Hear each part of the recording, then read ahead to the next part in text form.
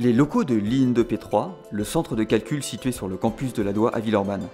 Ce bâtiment, c'est un peu un gros ordinateur qui abrite des milliers de disques durs et des milliers de connexions Internet. C'est ici que s'est installé Lyonix, le GIX de Lyon.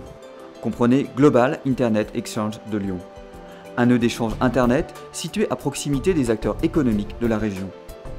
Ce GIX, comme d'autres nœuds d'échange en Rhône-Alpes, est géré par Résopol, dont voici le président, Philippe Duby. Définition et visite guidée. Un GIX, le nœud d'échange Internet, c'est un équipement informatique sur lequel vont s'interconnecter tous les gens intéressés par faire des gros échanges d'informations. Donc on va brancher des fils et des fibres optiques sur cet équipement informatique. Et sur cet équipement se fera justement l'échange des flux Internet. Donc la personne du réseau A qui veut discuter avec la personne du réseau B, sur cet équipement vont s'échanger ces informations en permanence. Donc ça tourne en 24/7 et toutes les données transitent sur ce nœud d'échange. Grâce au GIX, les échanges entre les utilisateurs d'un même territoire en Rhône-Alpes restent en local et sont donc plus performants et plus rapides. Le GIX dont on parle, qui sert à donc connecter tous nos membres sur le réseau Internet, c'est le gros équipement qu'on voit là en bas. Donc cet équipement, c'est ce qu'on appelle un switch réseau et c'est là-dessus qu'on va interconnecter justement tous les réseaux des entreprises, des opérateurs, pour faire de l'échange Internet. Donc un exemple, là on voit le petit câble jaune, c'est une fibre optique justement, et on voit par exemple que celle-ci appartient à Sanofi Pasteur, qui est l'un de nos membres.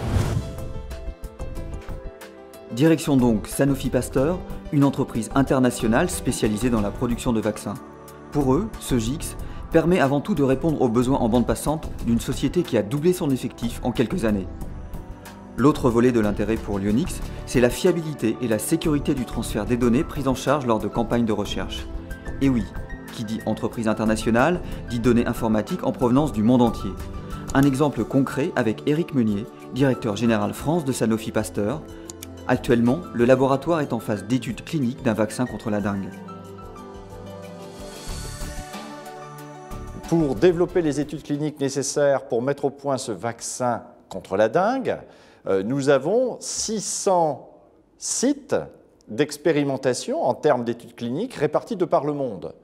Ces 600 sites d'expérimentation sont connectés à nos systèmes, ce qui veut dire que potentiellement, sachant qu'on a environ une dizaine de personnes qui travaillent sur chacun des sites, ça veut dire, par rapport au quotidien de 5500 personnes, environ 6000 connexions, 6000 personnes qui vont se connecter et utiliser nos systèmes en plus de ce que nous avons besoin de façon quotidienne. Le GIX nous permet de gérer cette fluctuation entre nos besoins en temps normal et les fluctuations qui sont générées par de telles études cliniques de grande ampleur.